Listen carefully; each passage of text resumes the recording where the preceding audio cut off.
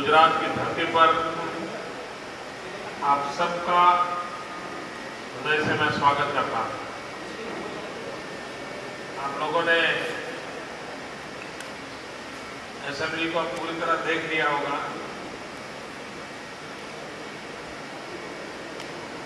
यहाँ कुछ चीजें रखी है, इससे आपको ध्यान आया होगा। ये वर्ष स्वामी विवेकानंद जी की 150वीं जयंती का वर्ष है और इसलिए यहाँ एक परमानेंट प्रदर्शनी लगाई है, क्योंकि गुजरात में विधानसभा देखने के लिए आने वाले छात्रों की संख्या हजारों में रहती है। स्वाभाविक रूप से उनके समय का उपयोग हो। गुजरात में इस बार स्वामी विवेकानंद जी की 150वीं जयंती पर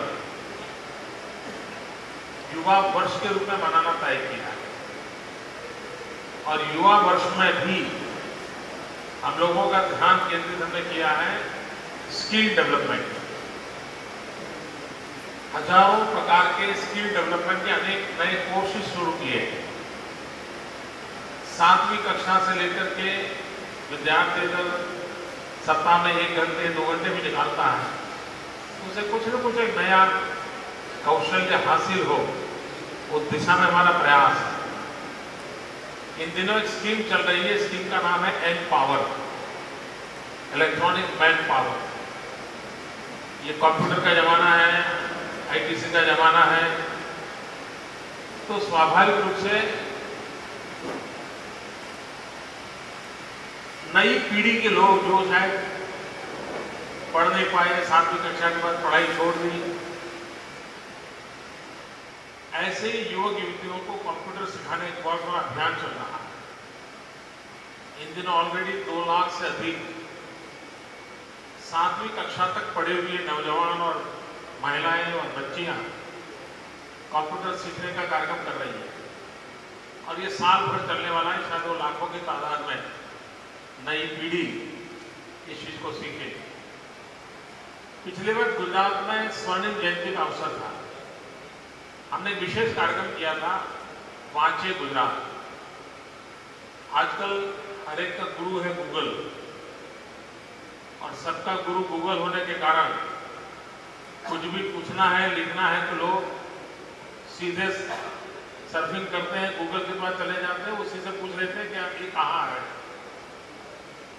किताबें छूटती चली जा रही हैं, तो लोगों को किताबों का अभ्यास हो, किताब पढ़ने की आदत लगे और लाखों की तादाद में किताबें पढ़ने का कार्यक्रम और सार्वजनिक तौर पर गुजरात में किया गया था। एक नौजवानों का कार्यक्रम किया था, खेल महाकुंभ।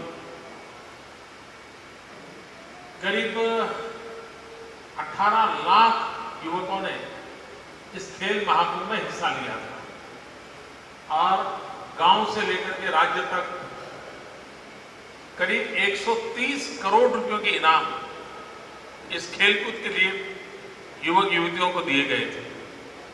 तो नौजवानों को एक नया उत्साह मिले, नया उमंग मिले। शतरंज की दुनिया में गुजरात ने अपना एक नाम रोशन किया था।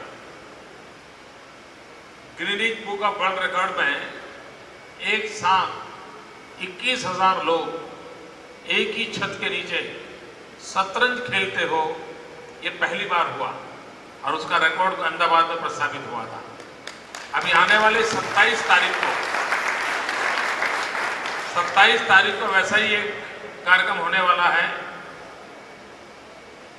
हमारे grand master world champion Shri Anand आने वाले हैं और सिर्फ महिलाएं शतरंज खेलेंगी और हो सकता है वो भी वर्ल्ड रिकॉर्ड हो जाए।